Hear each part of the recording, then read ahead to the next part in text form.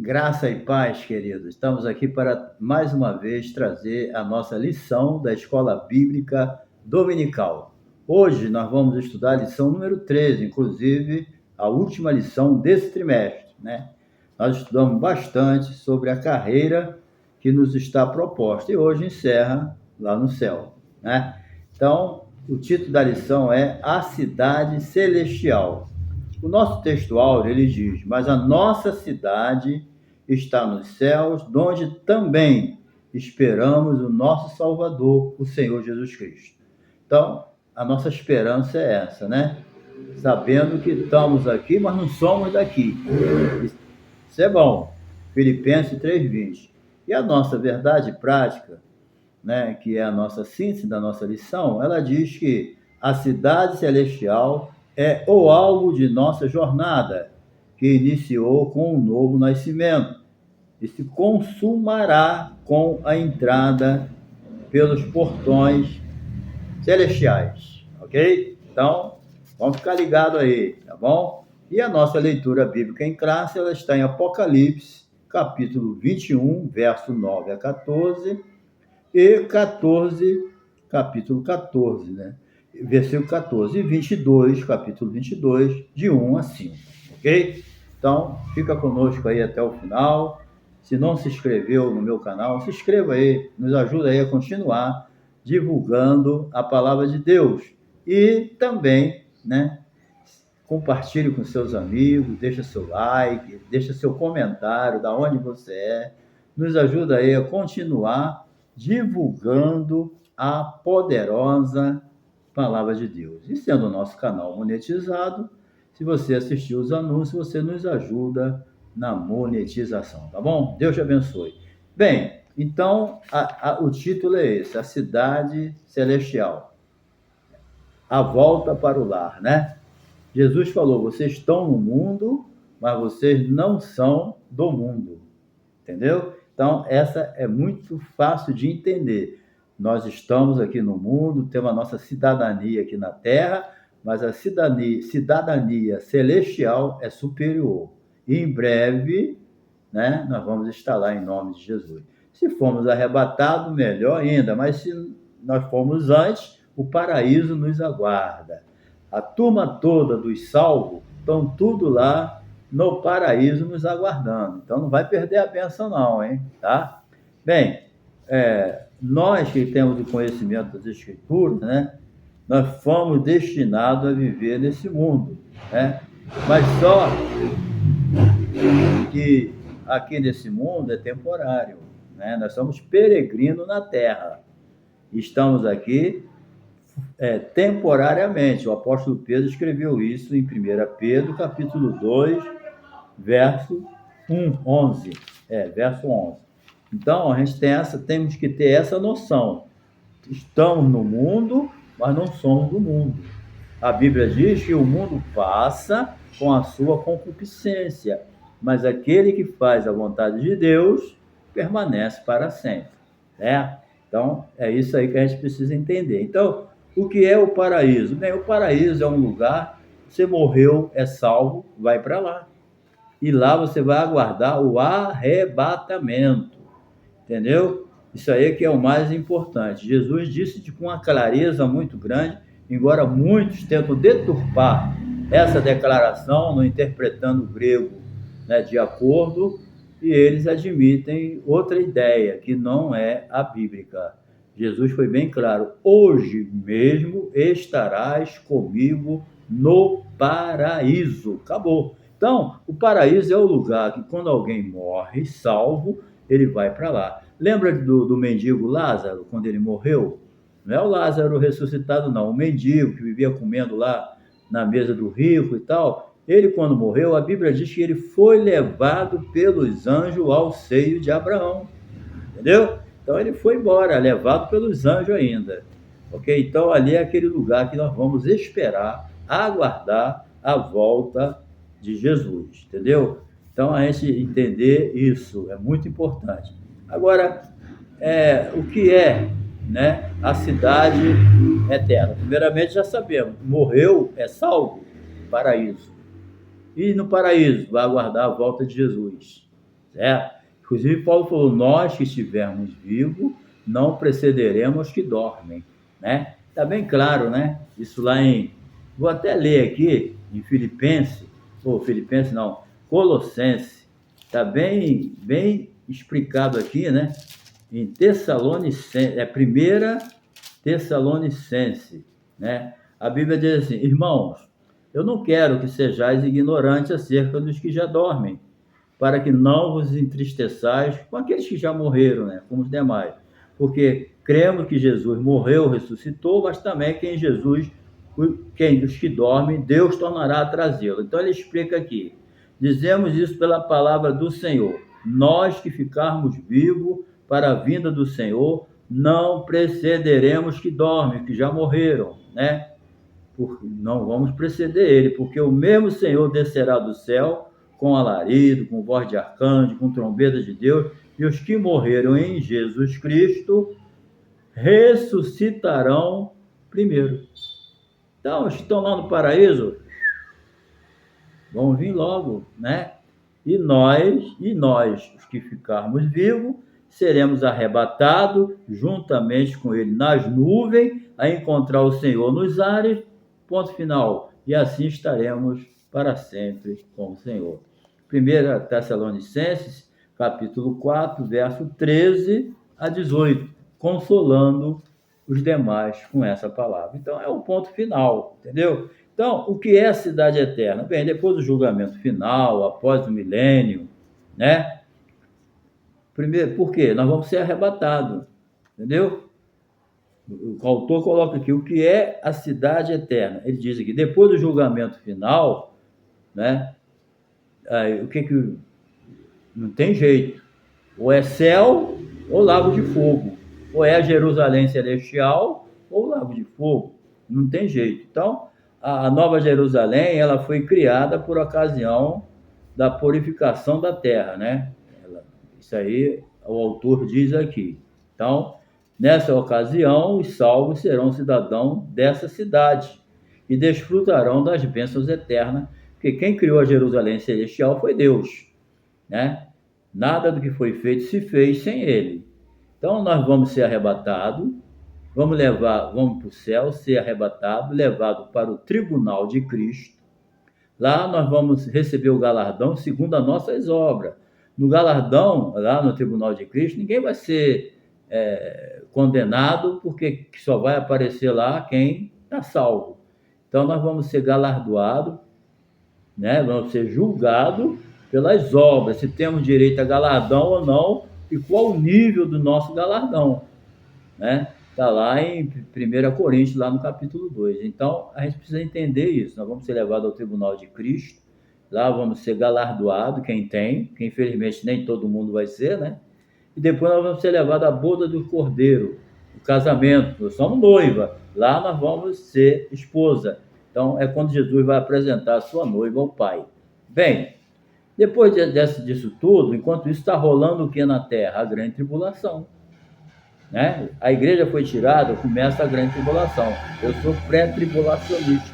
Eu creio que a igreja não vai passar pela grande tribulação. Eu respeito, né, os teólogos, pastores que realmente não são pré-tribulacionistas. Respeito, né? Mas a Bíblia não é de particular interpretação, certo? Não é. Ninguém é dono da verdade, só o Espírito Santo. E nós temos que respeitar as outras interpretações, mas eu tenho a minha certeza, né, pessoal, de que a igreja não vai passar pela grande tribulação. Então, quando Jesus vier, primeiro ele arrebata a igreja e depois ele vem com a igreja, e todo olho verá, né? Todo olho verá, quando ele vem com a igreja e os santos anjos.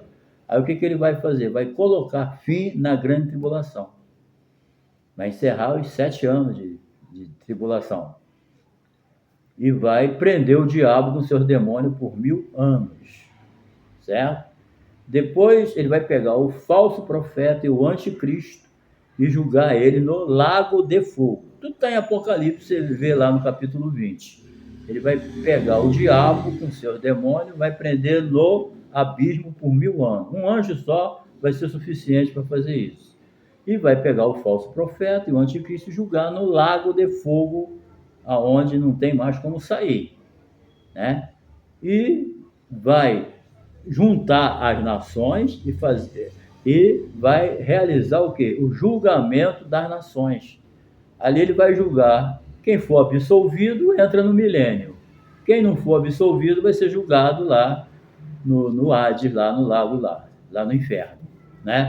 Então, depois disso, ele dá início ao milênio. 1000 anos depois, o diabo é solto, né?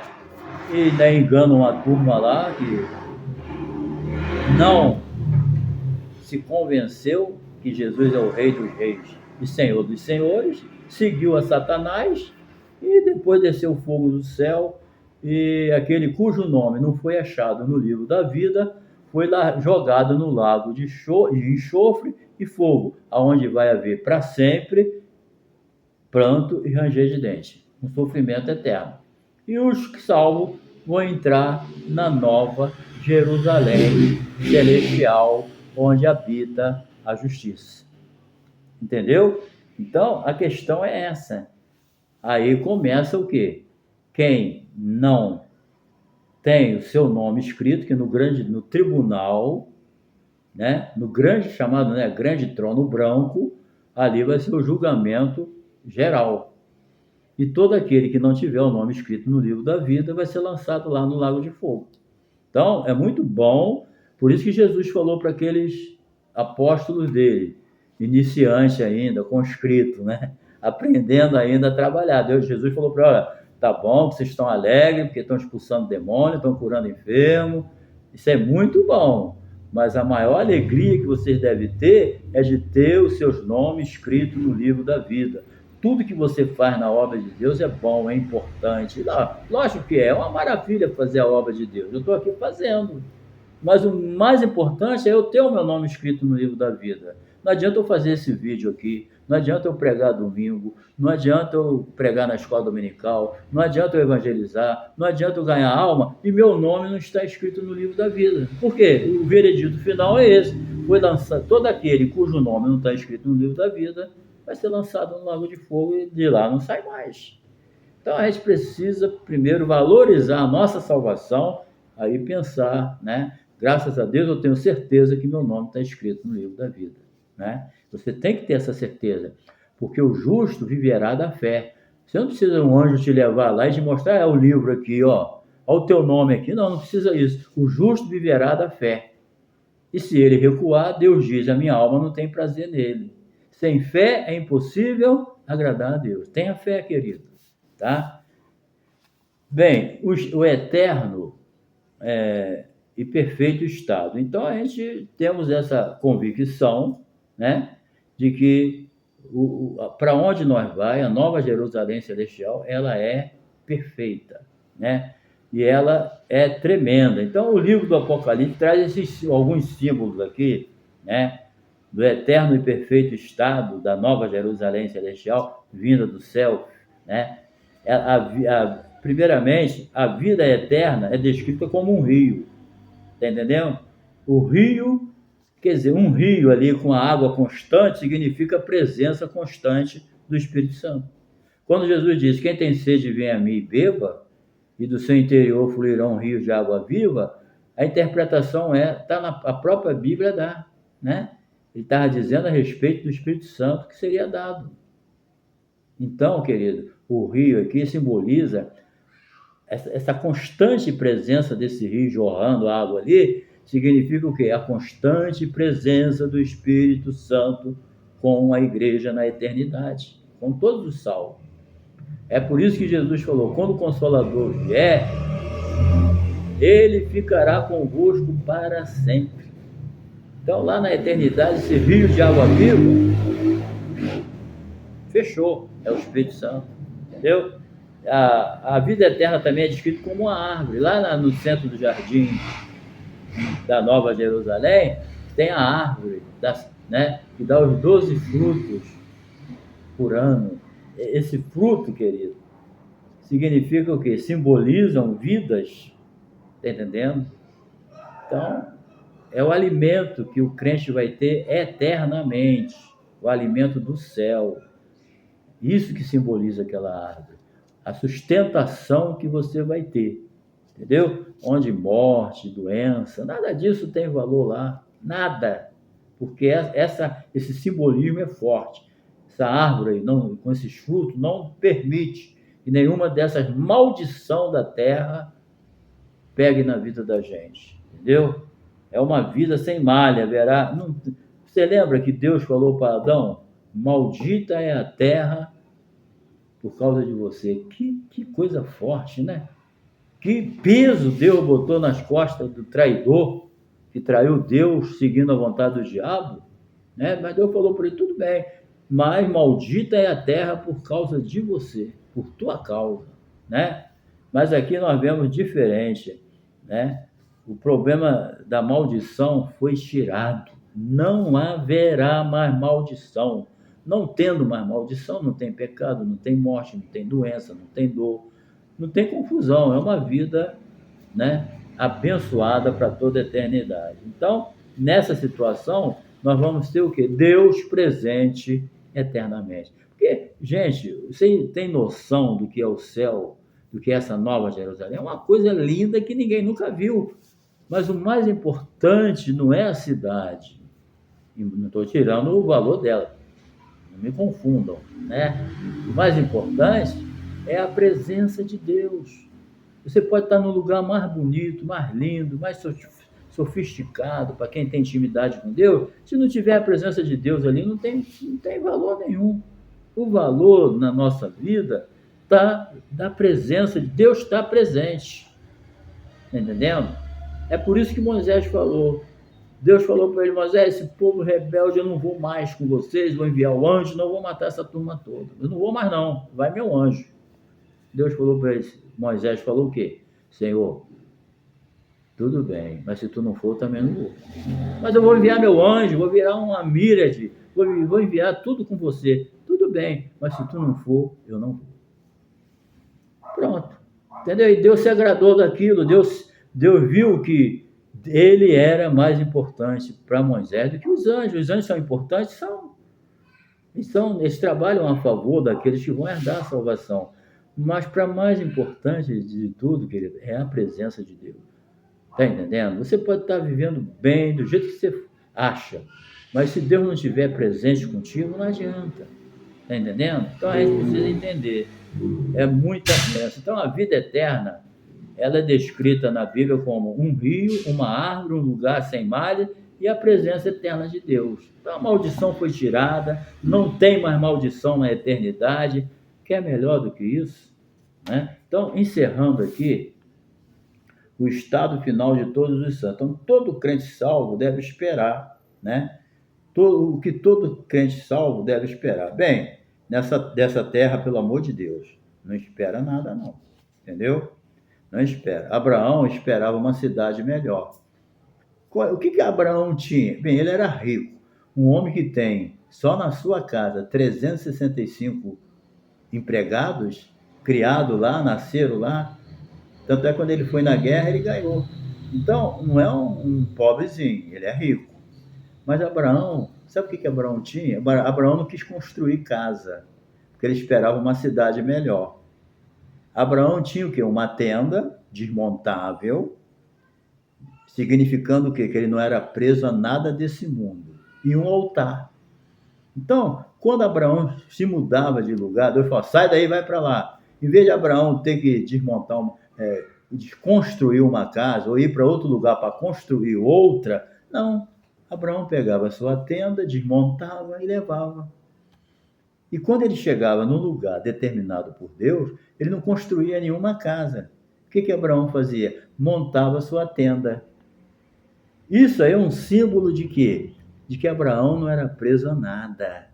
Abraão não tinha casa, ele tinha aquele dinheirão todo, era um homem rico, né? Deus fez ele rico, ele tinha 365 empregados, tudo dali, fora o que a gente sabe, que a Bíblia narra, é os que foram lá na guerra, mas se fosse, né, mais, ele teria. Então era um homem rico, mas ele não era preso a nada material. Ele podia, não, eu vou construir aí uma mansão, vou construir uma avenida, vou fazer isso, vou fazer aquilo. Ele falou, não, eu tenho uma cidade melhor. Essa tenda me satisfaz. Estou em paz com Deus, estou bem com meus empregados, estou bem na fita. Eu não vou esquentar, não, deixa eu ficar com a tenda. Então ele chegava num lugar, desmontava a tenda e ia embora. E quando ele chegava num lugar, o que ele fazia? Montava a tenda e montava o altar. Então ele não era preso a nada, mas ele tinha um altar. Sabe o que significa esse altar? Comunhão com Deus, adoração. Ele nunca se esquecia do altar. Aonde ele chegava, ele montava, sim, a sua tenda, mas também montava um altar. E ali ele adorava, sacrificava, porque ele nunca se esqueceu da sua comunhão com Deus. Ô, glória! Tem muita gente, querido, que está precisando construir uma tenda aí e esquecer outras coisas. E está muito preso, né? E muita coisa que tem atrapalhado a sua comunhão com Deus, tem trazido preocupação. Então, Abraão não tinha preocupação, entendeu? Nunca faltou na vida de Abraão, nas suas caminhadas de peregrino na terra, a tenda e o altar, entendeu? Então, foi isso que fez com que Deus prosperasse ele. Ele não era agarrado, ele tinha tudo, mas no seu coração só tinha Deus. Tudo era passageiro. Lê a história de Abraão, vê ali o capítulo 11 de Hebreus, que você vai entender quem era, né, a pessoa de Abraão. Um grande patriarca, mas um grande homem de Deus. Entendeu? Só aquele sacrifício do filho, né? Até do filho ele, né, achou que Deus depois ressuscitaria. Ele pensou assim, bem, Deus prometeu, Deus não é mentiroso. Se ele prometeu que a minha descendência vem dele e o meu filho está aqui na minha mão, se Deus falou, ele vai cumprir, mas ele vai morrer, então Deus vai ressuscitar.